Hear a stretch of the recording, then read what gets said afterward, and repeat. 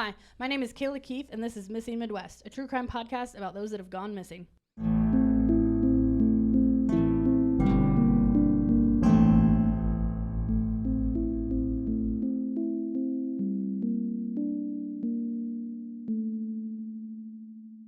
Hello. Hey. We're back. Yes, we are. How you doing? I'm doing great. Any announcements? Merch. Merch is still Merch. I have so many ideas for designs. I think I'm just going to keep designing them and posting them, and you guys can just keep on shopping. Yeah. Check awesome. back, because they're probably going to be different stuff every week. Yeah. And I love the stuff we have already. It was fun designing the launch stuff when we first launched the store. I was like, look at you go. I'm just putting this out here now, if I'm ever in public and I see a stranger with something that says Missing Midwest on, we're taking a selfie with you. I'm taking a picture. I'll probably hug you. I'll get really excited. It could be a sticker, a hat, a shirt. I'll freak out. So, new life goal: find a stranger with Missing Midwest merch on. We'll be best friends. Yeah. Murdered Midwest still coming. October 1st. Set your alarm. Set your calendar. Make sure you're gonna sign up to subscribe, please. Yeah, I'm excited. I'm so excited. I have some really exciting. Not exciting, but cases, and it's just going to be, it's just more true crime content. Yeah. If you're here listening, you like true crime like us, it's just going to be more stories. Anything else?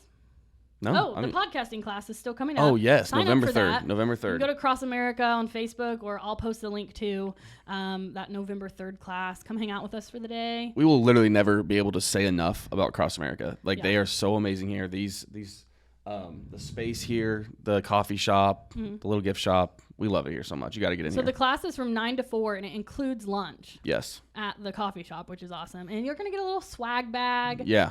And we have other podcasters. Kalina James is going to be there with her podcast. And we're basically just coming together, and we are all going to give you all the information that you need to start your own podcast. This is something that I would have jumped on if I knew about it. 100%. Because we self-taught. We just figured it out on our own. But it's going to have, content, social media content, creation, editing, software, programs. Yeah.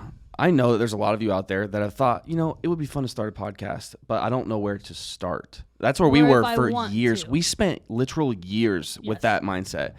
Coming to this class, you're going to get all the information you need to start. Seeing the facilities here across America, you're going to have access to everything you need to start.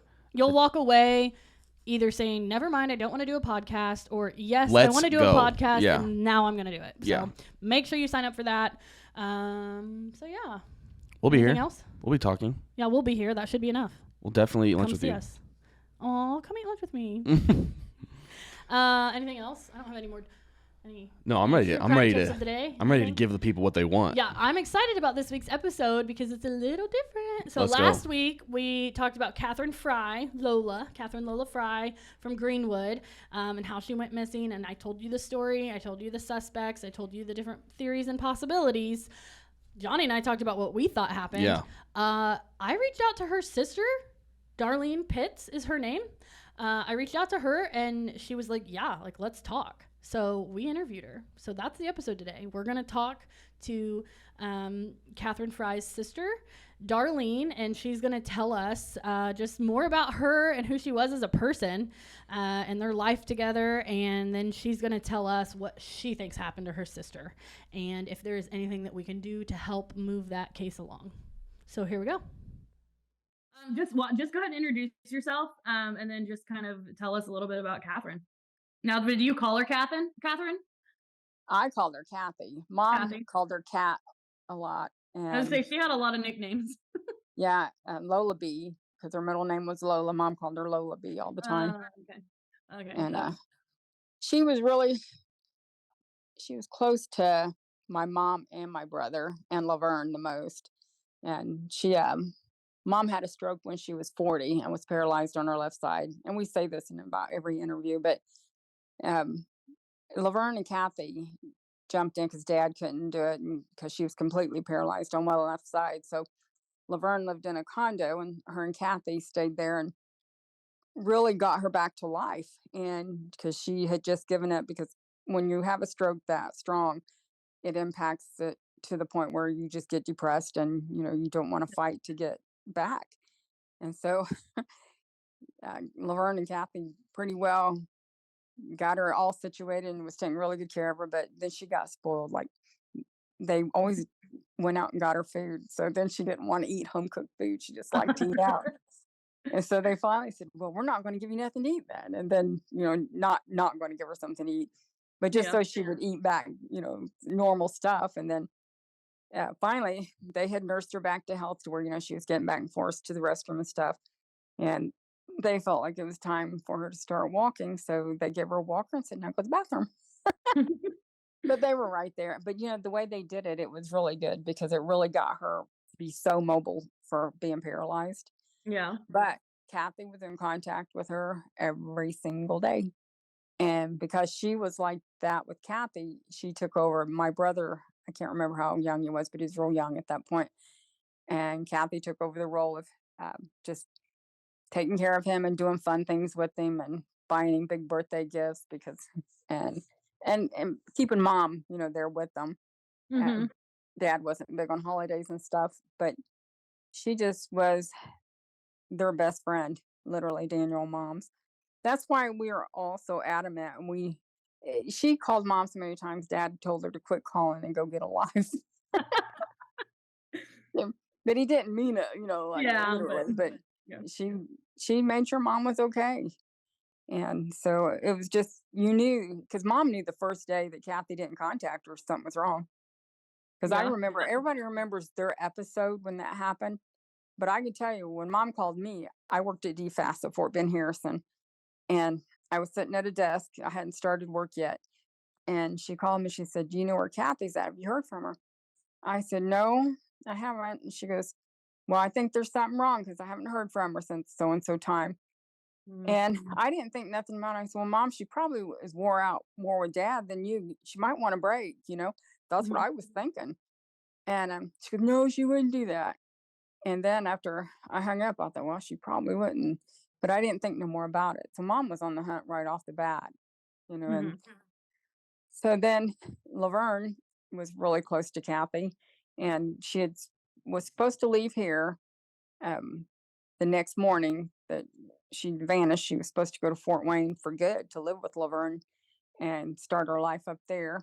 And so Laverne was on it pretty quick before mom, I think, because she didn't arrive. And so when she didn't come up there, she called wanting to try to find her, and she couldn't find her, which was a red flag right there. But back then, the police weren't like they are now, because they just told you, "Well, keep it hush hush, keep this hush hush." Nowadays, it's like you broadcast it immediately, so they can. Yeah, but now it wasn't like that back then. They kept telling everybody to be quiet. That's weird. So that was the start of it. But the first week was really horrific because everybody knew something was wrong. But the police didn't think, well, adults are allowed to disappear if they so choose. Yeah, I've heard that so many times. Mm-hmm. And I'm sure there is Go ahead. I'm sorry. I'm sure there is a high number that do, but when there's circumstances that says, like her being with mom as a caretaker and caring so much about her and Daniel, there's no way she would have done it. And we told them that. And they, in the background, they believed us, but they just acted like they didn't. Because at that point, they were starting to give John Riker polygraph tests and all this stuff, which he did fail. Yeah, I read that. Yeah, so I mean, I read, in our research, I saw, she was supposed to be moving in with Laverne in Fort Wayne. And she was planning on moving up there, and she was back visiting for a few days. Now I was reading about too that she was involved in the lawsuit, and she was going to be doing stuff with that soon. Yep. And so, yeah, the day that she came up missing, she was supposed to give a depositions to Charles E. Hughes III, which I'm not. He's not narrowed out of my mind. And after all of it, I said, like, the people with the most motive were the club she worked at, and that surgeon person to me seemed interesting. But it seemed like the police really focused on the ex-boyfriend and the men that she was with that night. Now, the guys she was with that night, who were they? Just friends? Well, no, they started out as mom's hairdresser. Your mom's hairdresser, okay. Yeah, well, John Riker was Kathy's ex-boyfriend. and Joe Schaefer was Mom's hairdresser. And so that's how they came. I don't know how Joe came in contact with John, but I think it was through, I'm not sure how it's through, but they all met up that night. And Joe Schaefer, the hairdresser, has a brother named Tim Schaefer, and he has a brother named Jeff Schaefer. Jeff is straight, but Tim and Joe were gays. And so they both had boyfriends that were there. Oh, so it was just like that group. Mm-hmm. So the three brothers, their significant others, the ex-boyfriend. Well, that's one version. And the other version was that there were 10 cops there that night. Oh. Oh, yeah. Did not read about that one. Nope, you sure didn't, because I'll tell you what, for the fear of certain aspects of it, because I would like to give you the reporter's name that told me, and back then, well, how come you guys never talked to the cops that were there? And I said, well, how many were there? And he said 10. Okay. That caught my ear, right off the bat. So I know I didn't hear something that wasn't there. So what happened? I said, really? I said, how come the detective, Ron Bruce, never said nothing about it? He goes, well, I don't know. So next thing you know, we hang up. So I go on a hunt for who these 10 cops are.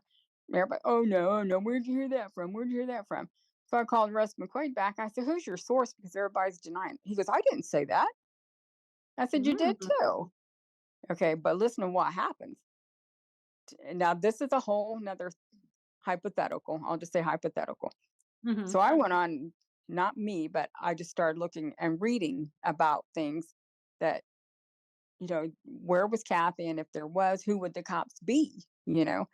But at that point, while I was trying to figure out, who they could possibly be, because they had a lot of dancers that had relationships, with certain people and all this stuff. That I can't remember the exact year, but do you know there were 10 cops that committed suicide in 1 year? From the same state? From city of Indianapolis. Wow. No, I did not know that. 2 of them out here in Greenwood. One guy his name was, and I don't remember his first name.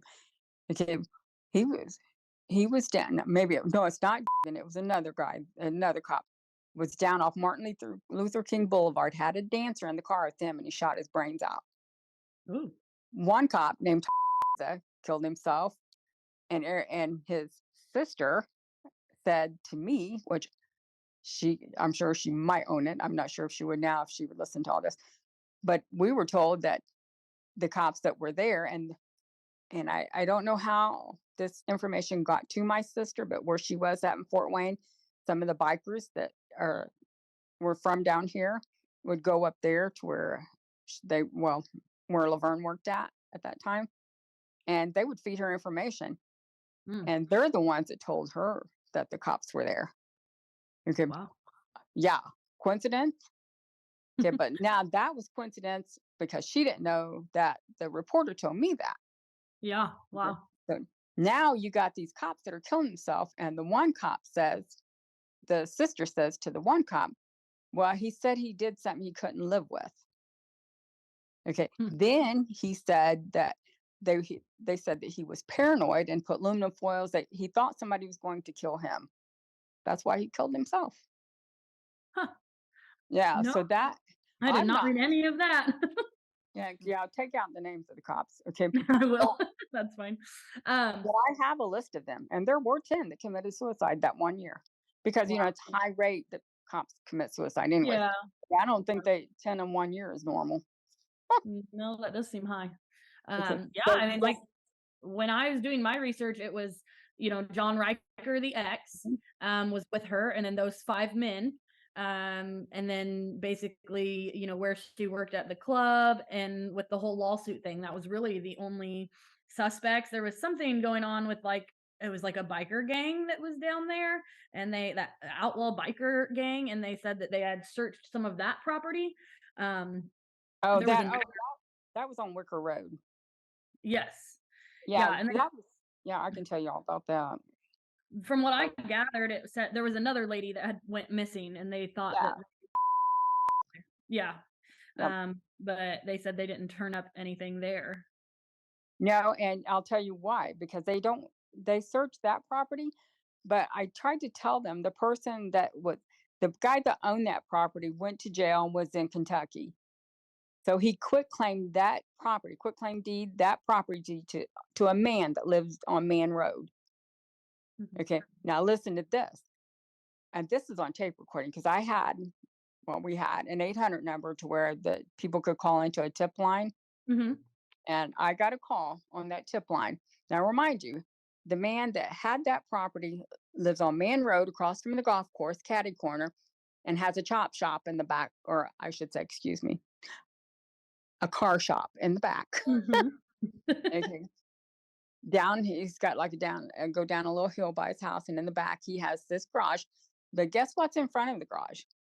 Hmm. A big cage with a bunch of big Dobermans. Oh. Yeah. So I thought, you talk about security, you don't need no alarm system. Yeah. Okay. So he's the one that I felt like they went and searched the property because Karen Hensel thought she was going to steal that story, but she didn't because Paul Bird jumped in on it. And then he had all the helicopters there that day. Okay. But the person that lived in the back, she said they literally dig holes and they did put cars in them. And so they figured they were a chop shop. Hmm. And so, anyways, you had the There's the FBI property that there. they did search? Yeah, it was at the very end of Worker Road. Yeah. They're off at They 37. just didn't find anything. No, but Huh. what they didn't check was Man Road. Hmm. And I don't know why. But then the guy that had that property um, left, or what was it? He escaped from jail. And Oh. then they took him back. And so the detective went down there and talked to him, and he didn't get nothing out of him. So I don't know if they just threw that by the wayside or what. But so you got that avenue. But Yeah. where everybody is convinced, and I do believe the state police that we're on the right path with the one with the party that night. My Yeah. question is, who else was at that party that left? Listen up. If you're a small business owner like myself, you understand the value of time. There is always something to be done, and it's up to you to do it. Your business is your baby, and you rarely can trust others with it. But what if I told you that I had somebody that you can trust, someone that can save you time and help your business grow? I do. With Bo Digital, you have access to an entire team that will be there for you with marketing and advertising. It doesn't matter what the size of your budget or your business is. Bo can help you take the stress of marketing off your plate and free up your time to do more of the things you love to do with your business. Bo is a marketing company and a business partner, but my favorite thing about them is that they have become true friends. You can find out more about them and what they offer at 𝑏odigital.com. Take it from me and put a bow on it. Yeah, so I was going to ask you, I mean, out of all the theories, what do you think? Like, what do you think happened? Like, Well, your personal opinion. my thing so may be different than my other sisters, so I'll just put that out there since the one's kind of got Okay. her hair in a tuft. But my opinion is this: that they were at that party that night and the cops were there. Okay, Mm-hmm. so I'm more prone to believe, only because logically speaking, that I would think the part of Kathy leaving, because they were at that party, then they all went down. If you come out of those apartments and turn right, you go over the track, and then there's a little bitty strip bar, and at the end of it's a bar. Mm-hmm. So they all went there first, and the gay guys were there, and John Riker, the boyfriend, and Jeff, the straight guy. So they're there, and then the gay guys decide that they're going to go downtown bar hopping. So Kathy, John, and Jeff go back to the apartments there off of Benford Boulevard. And supposedly Jeff brought a mountain of cocaine. Mm-hmm. And did you read the affidavits for the search warrants? I read through some of them, yeah. Yeah, well, they all pretty well agree that something happened, but the investigator, we had a private investigator that talked to each one of them. And they all have a little bit of a different version, because one said that John had hit Kathy in the bathroom and she fell and hit her head. And then another one says that she overdosed and was in the bathroom and was real sick. But Yeah. they all agreed that they brought her out into the living room floor, and all were panicking and freaking out, and wrapped her in a rug or a real thick blanket, all but her hair and her toes.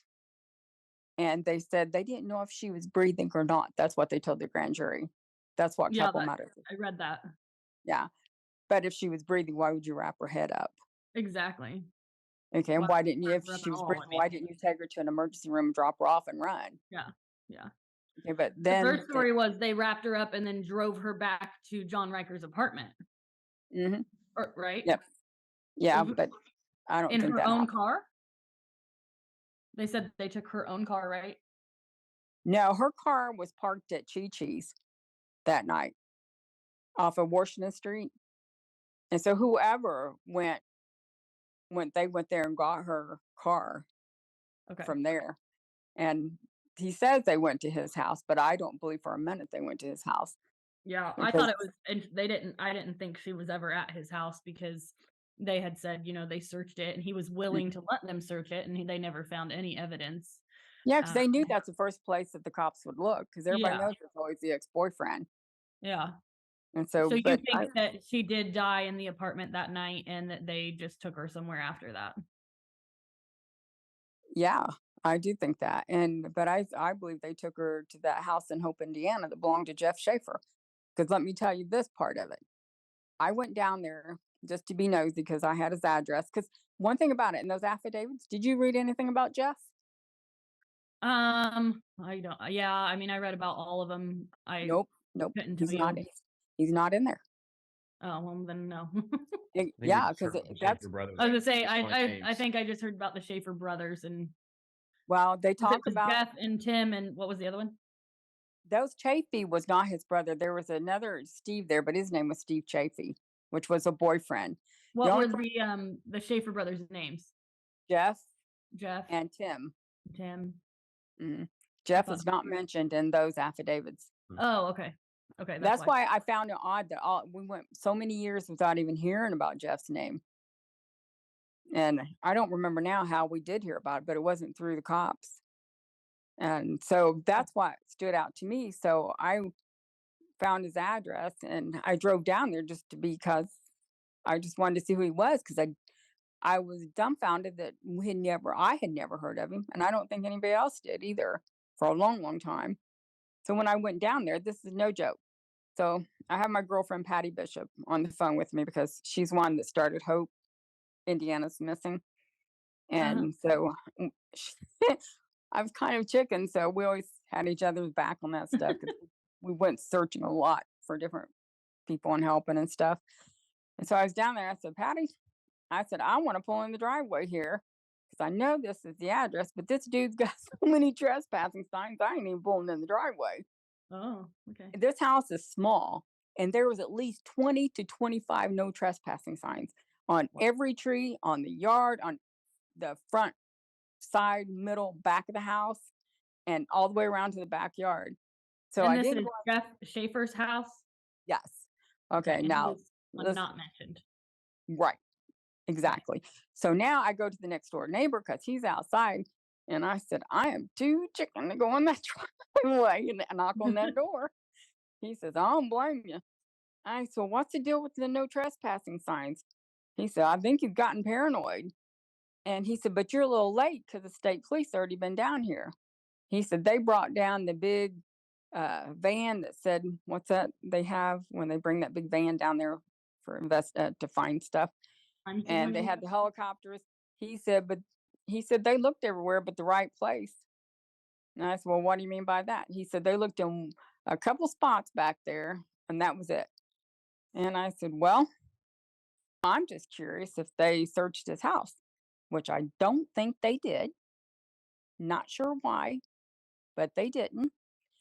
And so I don't know what they were looking for and what spot they were looking at.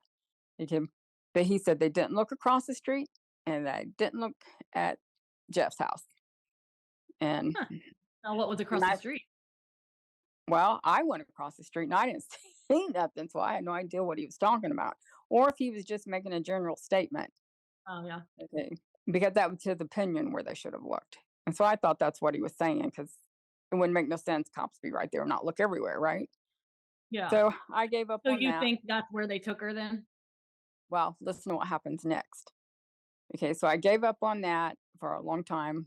And I just happened to be going down there and thinking, I thought, well, I'm going to go check out the no trespassing signs because there were so many and find out why he had so many there.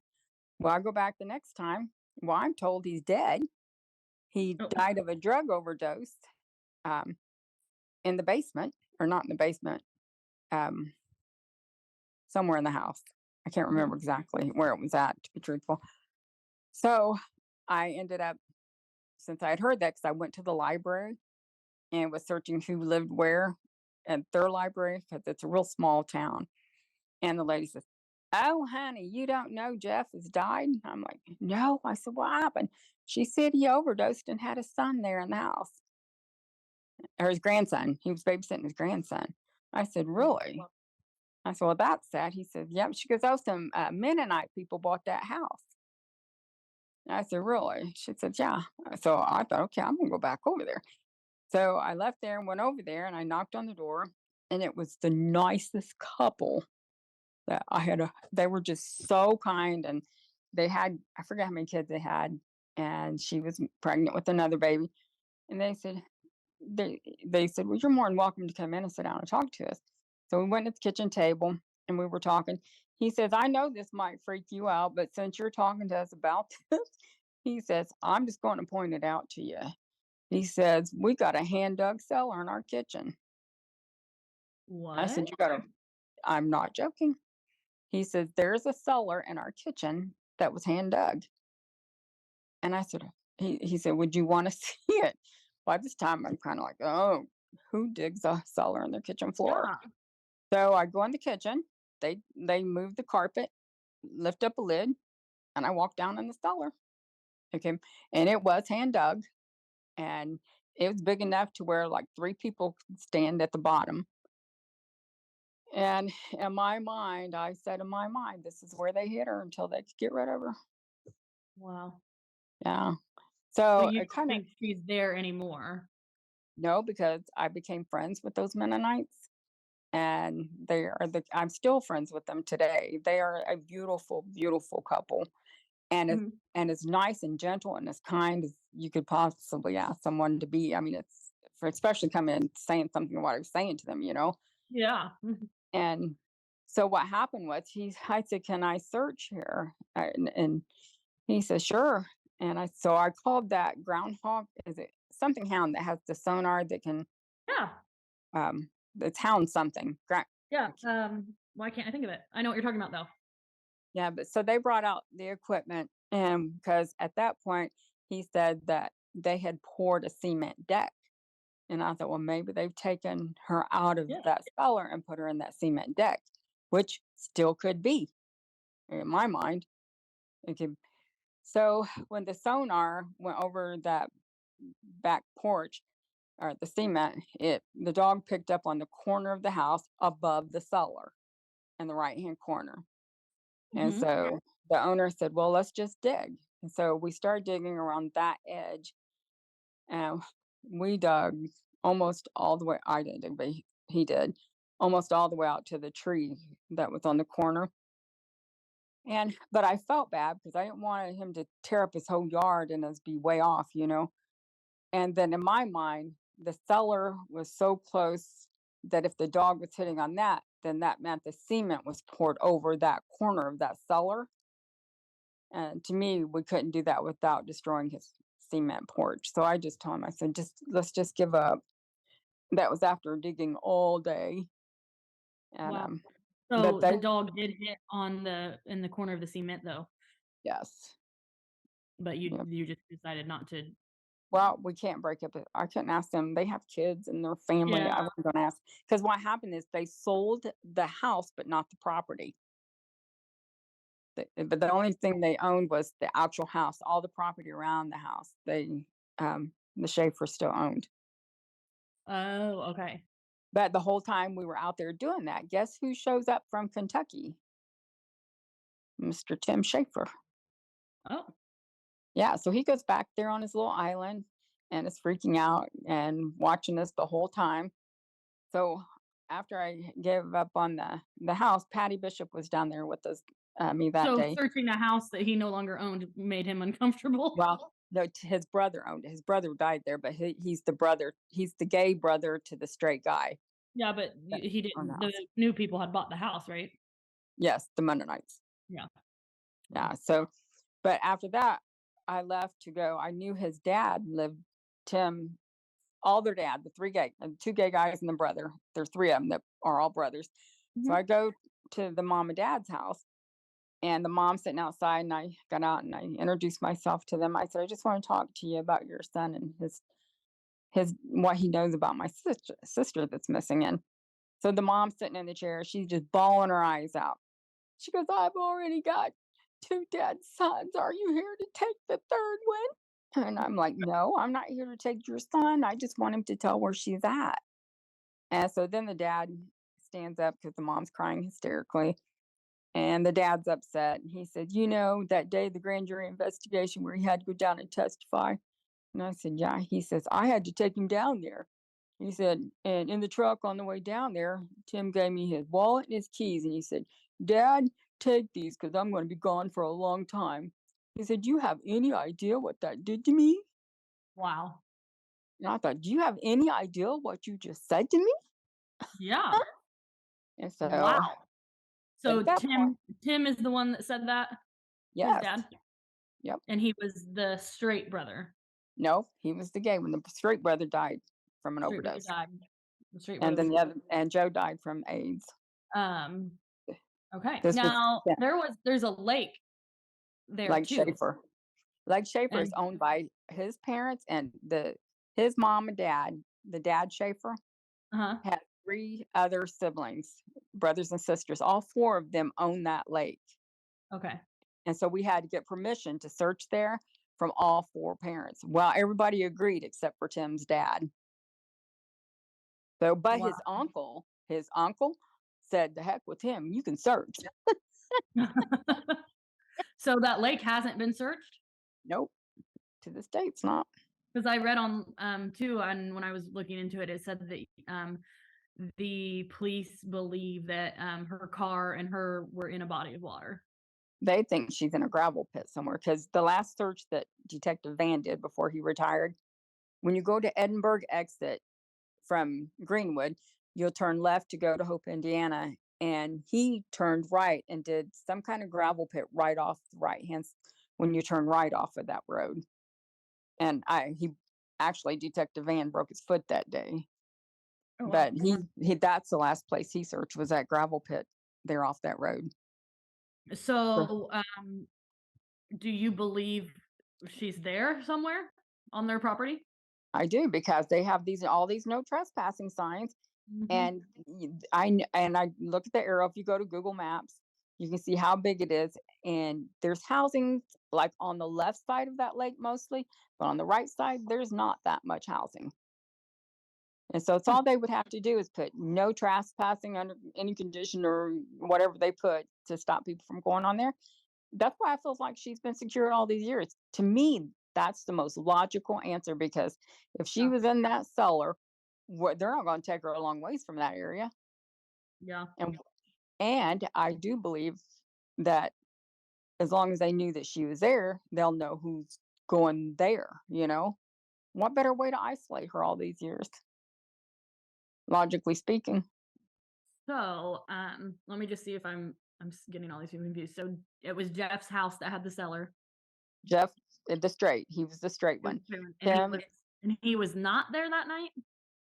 no, Or he was there. He's the one that took all the cocaine to the apartment, supposedly. so you think they all three brothers decided to take her back to his house together? Well, they said in their affidavit that John left and two of them left with him.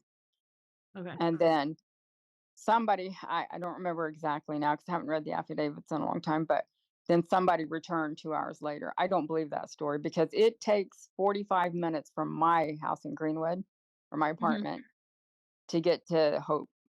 So, and to get to Benford Boulevard from my house is another 45 minutes. So the 2 hour range is perfect because from that apartment to Hope, Indiana, it is 2 hours. But I just don't believe that the one returned that soon. I don't believe that part. Yeah, I was because what I read mostly was that they all had said that John just took her by himself back to Mhm. his. Yeah, but they cracked under the affidavit. They all Oh. told the jury, "Oh, we thought she was okay, but then John hit her." Then the other one said, "Oh, she overdosed," and that's what they told the grand jury, anyways. And the mere fact they said that they didn't know if she wasn't breathing. If they would have said she wasn't breathing, they could have gotten them. But Yeah. because they didn't say that, they said they didn't know if she was breathing or not. Supposedly, that was how they kept themselves out of jail. Wow. So Tim is still alive then, Yep. and still So was this is Samuel Morris, which was his boyfriend, uh-huh. And so and does he live on the property still? he's never lived on the property. He lives in Louisville. Oh yes, I'm getting Okay. all these people confused. Sorry. Well, okay. Well, let's identify who they I are. need like one of those like the boards with like the red string. Yeah. Okay. To, Well, like just keep remember, everybody straight. the hairdresser is Joe, Yes. and Joe had a boyfriend named Steve Chafee. Hmm. Okay, they were both hairdressers. Okay, then you had Tim, which was Joe's brother, that had the boyfriend Samuel Joris. Mhm. Then you had Jeff, that was the straight brother, and John Raker, which was the ex-boyfriend. Okay. And the 10 cops we don't know about. So the connection with all of these people were just They were at like a you said, party doing it was your drugs. mom's hairdresser. They just kind of all knew each other. And Catherine was was her ex-boyfriend, so it was Yeah, just kind and of Joe was real close friends with Mom and Kathy. okay. Yeah, that's the part that's kind of baffling for Joe, because he was emotionally invested as friendships. So I can't quite grasp that one, that he wouldn't do something. But everybody thinks that John probably threatened him or something. That's what everybody thought in the beginning, for sure. We thought that somebody was keeping them quiet. So we figured it was John, but I did.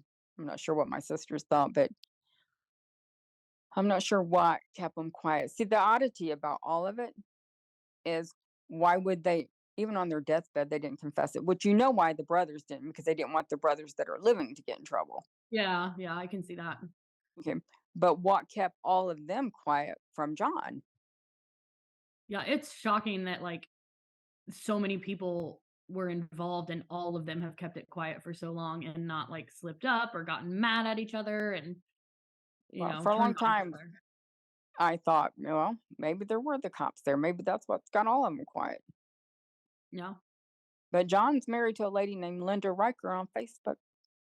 Hmm. He's just remarried like nothing's ever happened. And I sent her the affidavits, and she believes whatever story he told her. Good for you.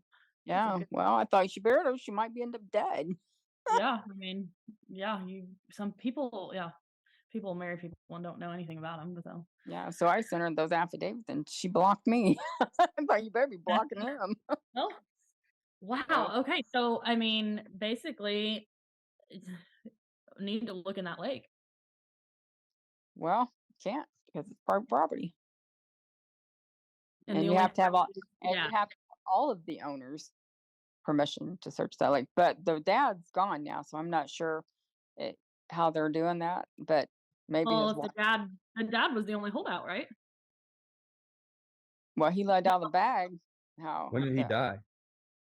Well, let me get my timeline going here, because I ended up having to get my grandson, and because his mom had some issues, and when I got him, I had to put it down because I had to Yeah. focus on him, and then I ended up raising him, and he graduated high school, so that's been 2006. I got him.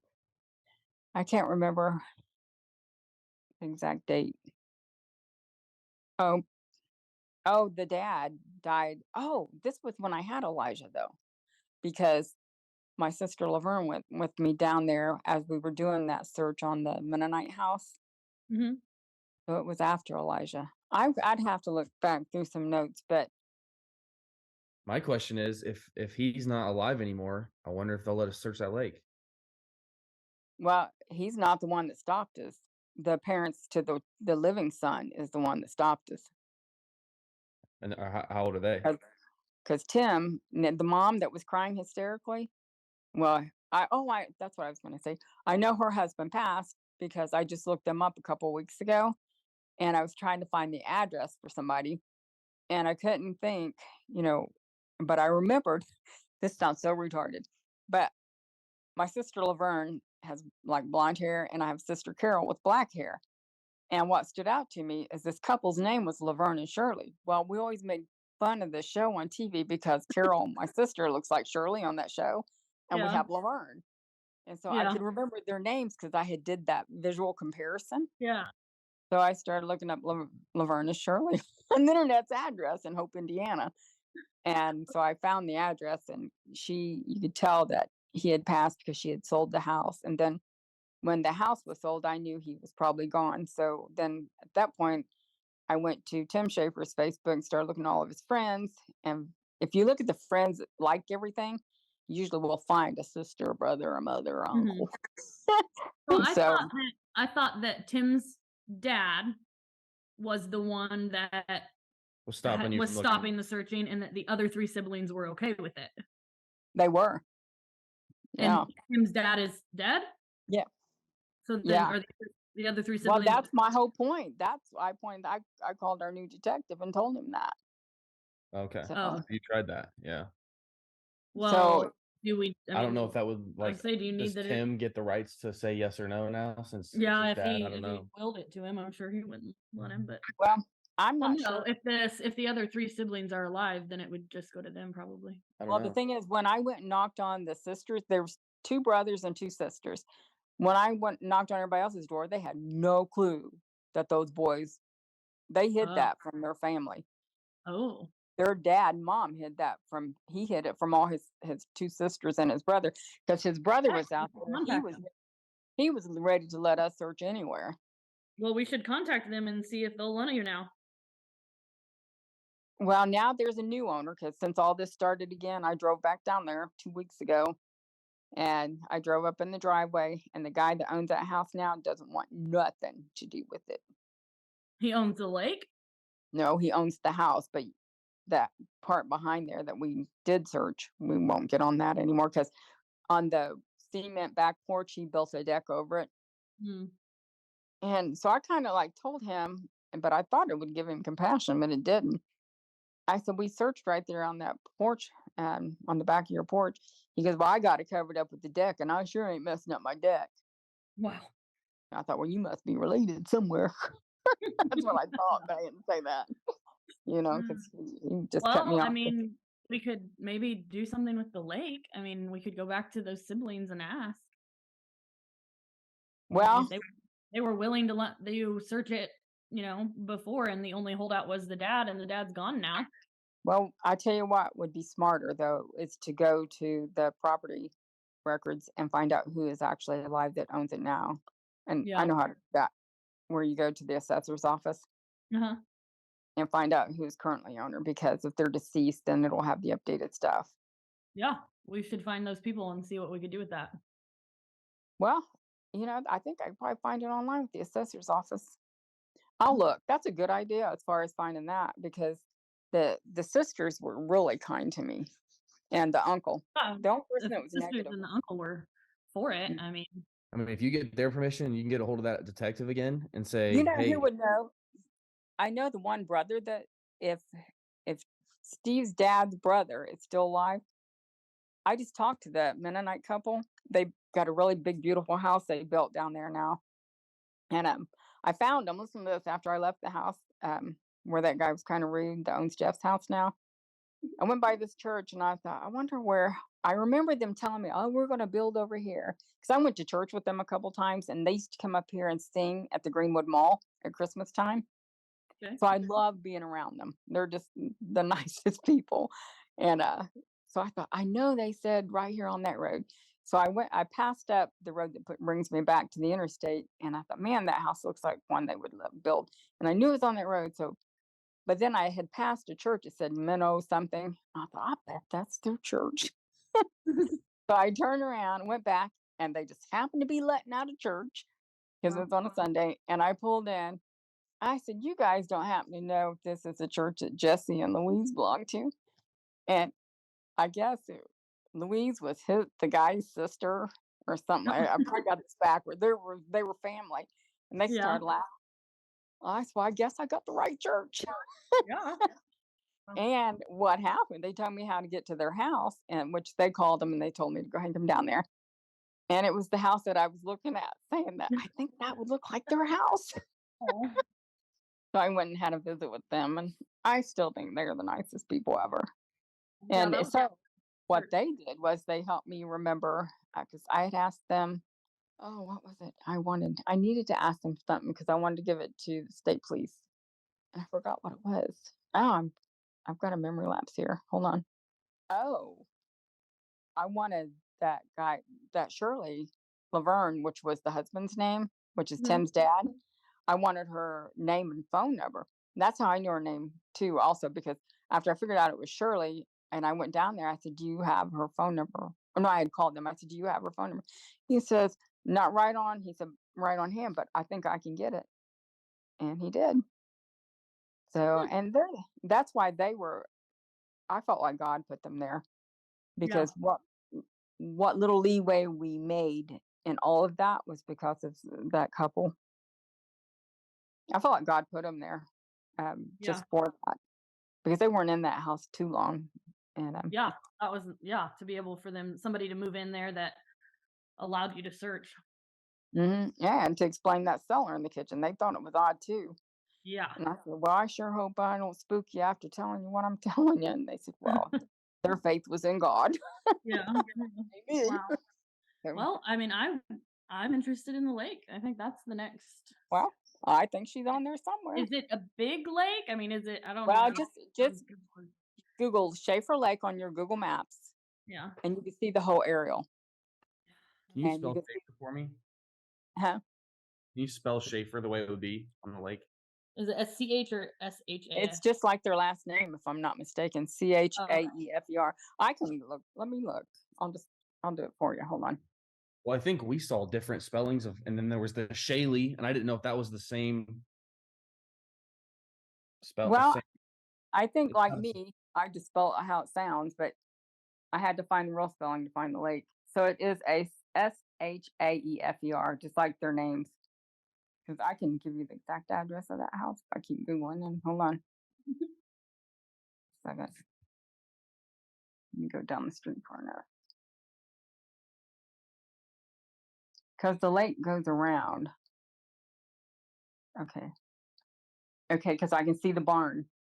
yeah. You want me to give you this? I got a snapshot. You want me to send it to you? look at it right I'm now. looking at it. I found it. So yeah, which house was You see that red that lid? Like it's the red. When you on, zoom in, on the county, north end of the lake? huh? Is it like on the north side of the lake? Yes. Like on the very tip. Yep, there I see it. Is it like half red, half white one? Yes. That's the barn right behind the house. Now, so they So you're own Schaefer Lake or the little like pond thing behind the barn They own all of Schaefer Lake. and this pond thing. Well, that pond is Schaefer Lake. You just Oh, you it's got to. part of it. Oh, okay, okay. Yeah, Oh, it because I see it it now. connects. It connects from that. All that connects. It streams off. so they own that entire property. Yes. Lovely. Yep. So you tell me there ain't a hiding spot on there somewhere. But look around that main stretch there where it says Schaefer Lake. Those are the housing and the docks and that stuff.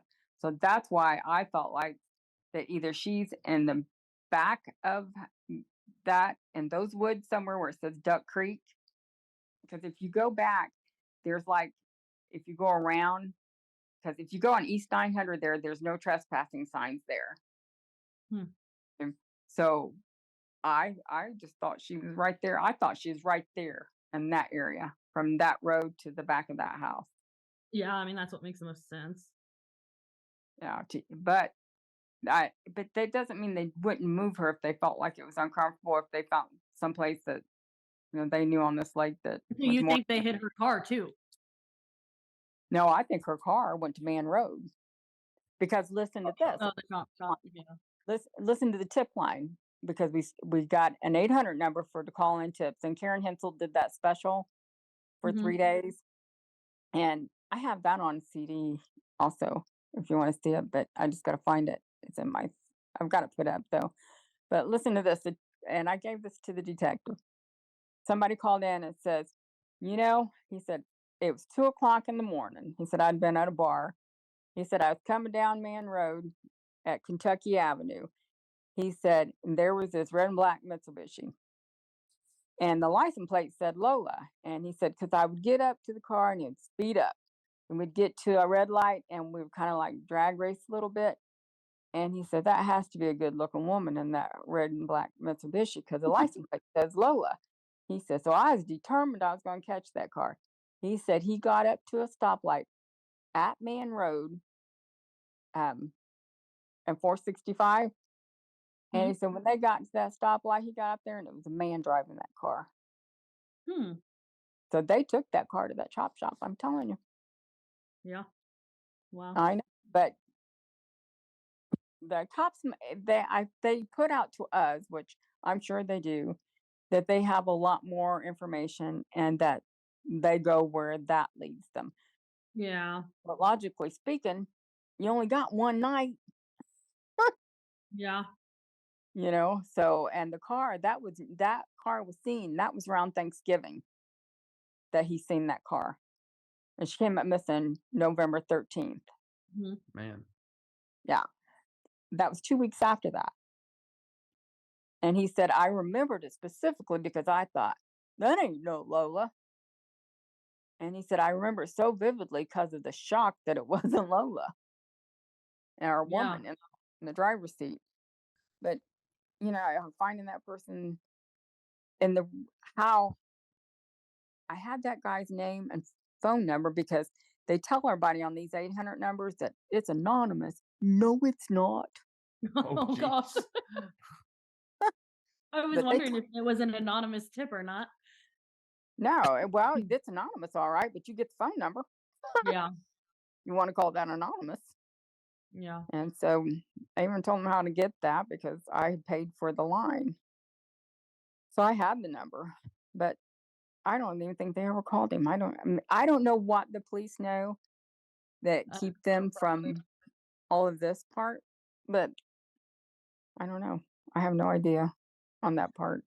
Well, they don't tell us anything when they say it's a one-way communication. They really mean that, which is disheartening, because like right now, what do you got to lose? Yeah, that's what I say. Like after it's been so long, like. Well, at this point, I mean, it's clear you've put in so much effort. Like you're an expert on this more so than any of them could be. Well, Detective Van, bless his heart, I never had nothing against him, but I don't understand that you can't explain why you don't care what we think, as far as that, or we don't even care about the justice. We just want our body. So if we don't care about the justice, why you gotta be so paranoid? Right. Well, I think you have a good starting point with looking for who owns that lake now, and if they can give you permission to send a search team in there, because when I'm looking at it, it's really not that big of a lake, in terms of as far as big as lakes could be. Okay, well, if you guys can turn this off and off the record, I'm going to tell you something that I can't have on the record. That's fine. Do you have any more questions? I mean, I just want to say thank you for calling us and telling us what you know, and hopefully we can bring some more attention to it that can help some way anyway. That's why we do this podcast. Well, when you do because the detective was really into the podcast, and I know that he's for them and he sees the good that they're bringing. So I know he's an advocate for this, but for my sister that's upset right now, I feel kind of guilty because I really got into it with her today. And because she was mad because I didn't tell her about the podcast. And I thought, well, for one, we don't talk. And then she got mad at my sister Kim for not telling her. And I gave Laverne and Kim the option, and they just said mentally, it's just too hard. Yeah. And it is. I get it. And but when Carol got mad at Kim over that, and I'm thinking, you shouldn't be hanging up on her. She didn't do nothing. I'm the one that hid it from you. Well, I'm sorry we caused family drama. Well, Before it's we in every go, family. that is true. You know what's stressful? Buying and selling a house. Just over a year ago, we were in the middle of the process and it was overwhelming. I am so thankful that we had someone like Amber to guide us through the process. She knew what to do and when to do it. You were so concerned about pricing and loans, and I was just concerned with the colors and the layout. Oh, you remember that? Yes. Amber kept everything in mind, and we are in our dream house because of her. If you are looking to buy or sell in or around the Howard County area, you have to give Amber a call, or you can just give her a text, 765-865-1118. You can follow her on Facebook at Amber White, Realtor/Broker with 𝒊𝒔𝒊𝒏𝒈 Associates. She posts the latest listings, giveaways, and even helpful home tips. We are so grateful for Amber and all her help. Before we go, if you just want to can you just take a minute and just kind of tell us a little bit about Katherine and just what kind of person she was, and Yeah. She was, when we were growing up, she was the quiet one. I was quiet, but she was more quiet, I think. But as she got older, she became more boisterous, but she was just, what I remember the most about her is when I had my kids and I got a divorce, and they were like 8 and 5. She'd always take them to the zoo and to Chi-Chi's. They loved to see Kathy pull up, because it meant fun day. And she wouldn't just do it for a couple oh, hours. and She'd take them for the whole day. She did the same thing with Laverne's kids. She was just really good with the kids, and she wanted kids. And so in between taking care of Mom and Daniel and working, that's what she did. And she was temperamental though when it came to men, because I think it's because of her work. I know I went out to eat with her one time, and I was kind of trying to keep quiet. She stood in that Perkins restaurant at Alsonville Road and 82nd Street.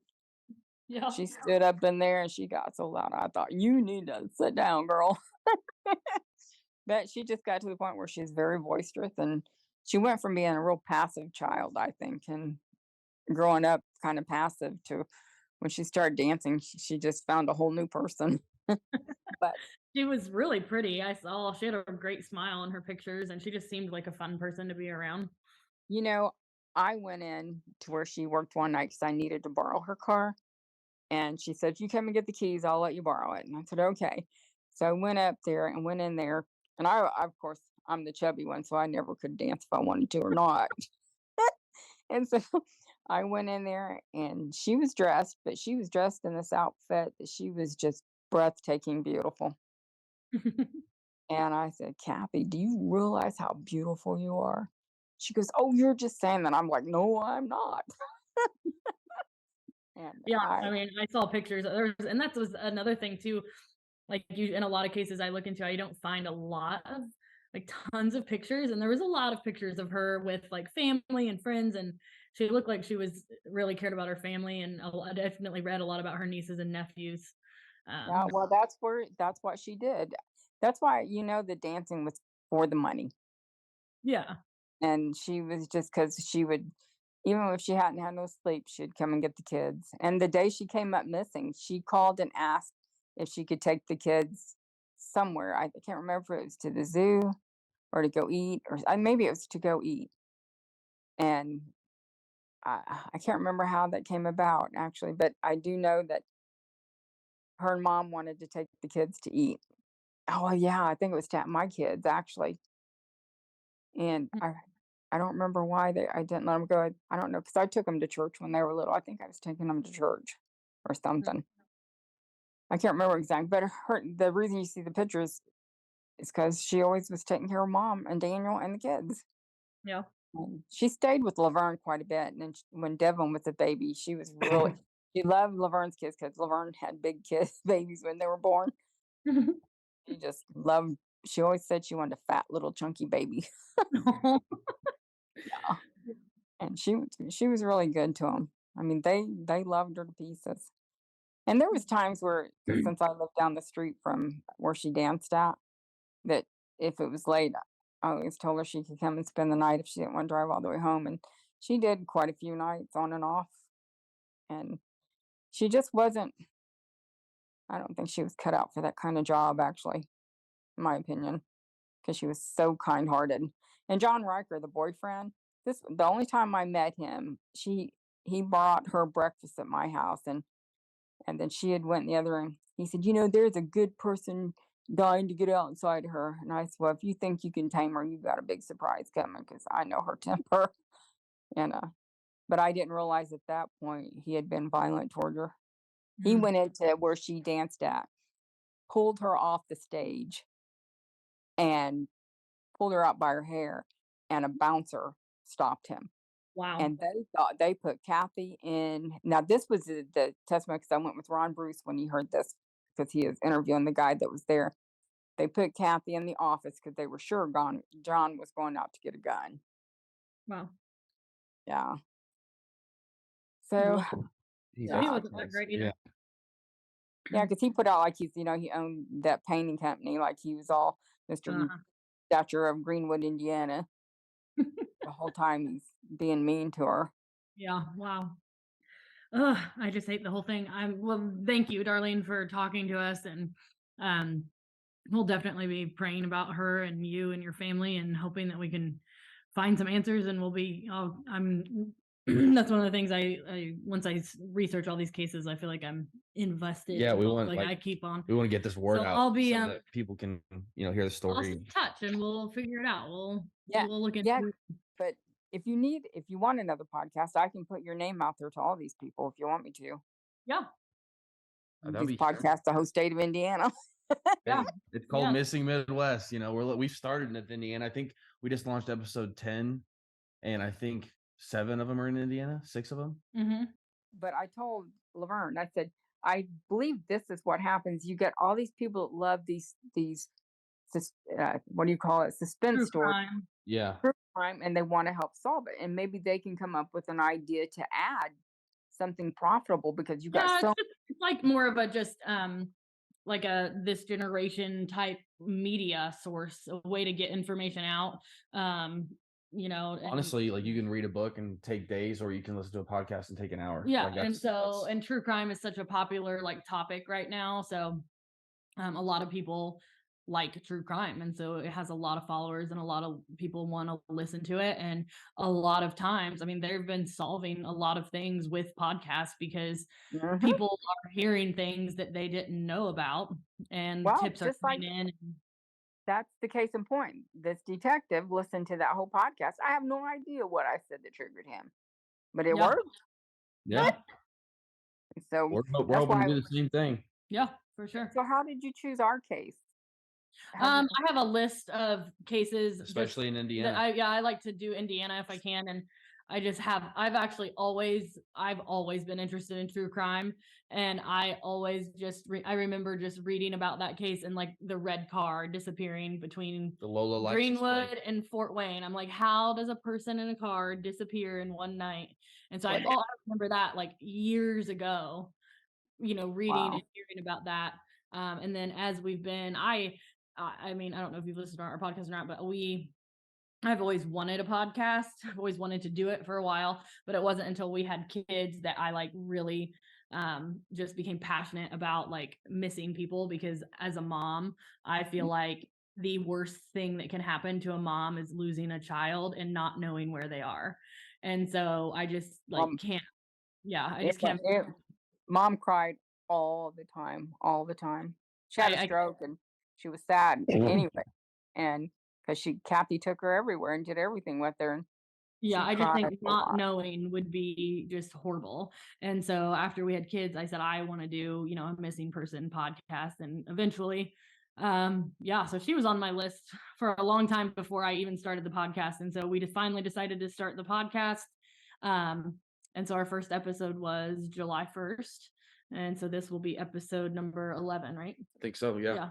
We only 11 episodes. So she'll be episode 11. All right. Well, thanks for talking to us. We'll stay in contact for sure. For sure. Thank you, Darlene. All right. Thank you, guys. I actually enjoyed talking to you. Thank you. Yeah, it was good. We enjoyed talking to you as well. We're in contact for sure. We're friends on Facebook now too, right? So we're good. All right. All right. Thanks. Bye. Bye. This podcast is a So.Will.I.Studos production. So will I.